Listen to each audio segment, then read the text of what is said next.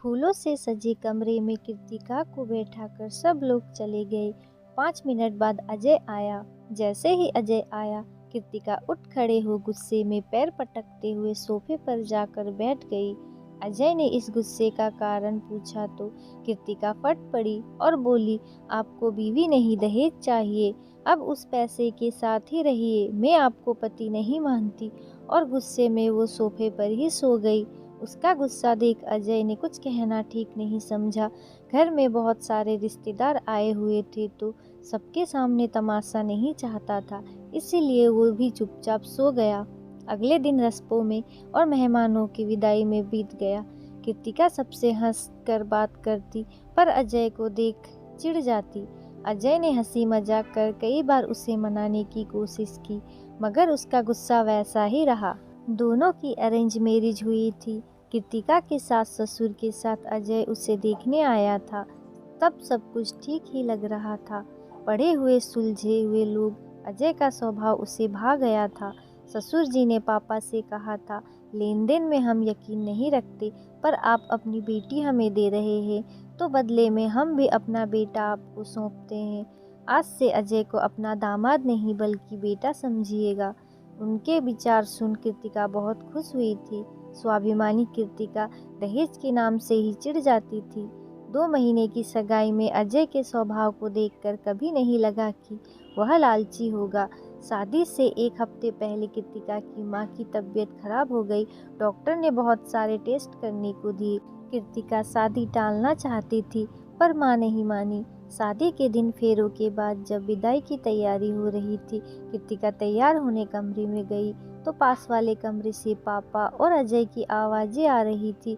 पापा अजय के आगे हाथ जोड़े खड़े थे। मैं 2 लाख रुपए आपको जल्दी ही दे दूंगा दामाद जी। अजय ने उनके हाथ पकड़ लिया और कहा, यह सब बातें हम बाद में करेंगे पापा, आप विदाई की तैयारी करें और कृतिका को इस बारे में कुछ ना बताएं। कृतिका ने बस इतना ही सुना और चल दी।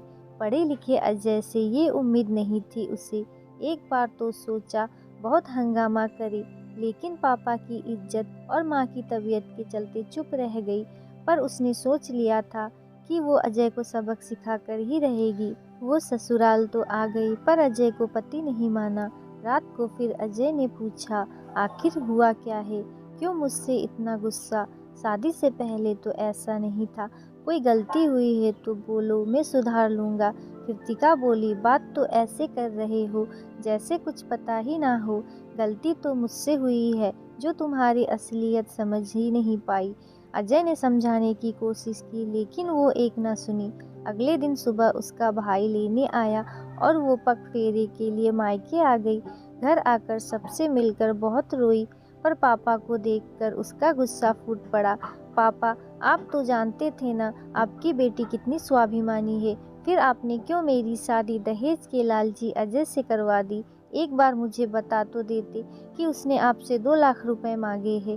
कृतिका की बात सुनकर सब अवाक रह गए। उसके पापा ने कहा कि ऐसा कुछ नहीं हुआ, अजय ने तो कभी कुछ नहीं मांगा। कृतिका बोली, मैंने विदाई के वक्त आप दोनों की बातें सुनी थी, मुझे सब पता चल गया था।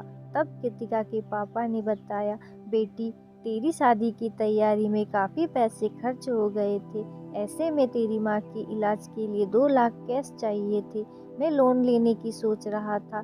तभी अजय ने कहा कि वो हॉस्पिटल का सारा खर्च उठाएगा, आखिर वो उसकी भी माँ है। मैंने उससे कहा कि थोड़े थोड़े करके पैसे लौटा दूंगा, पर वो नहीं माना।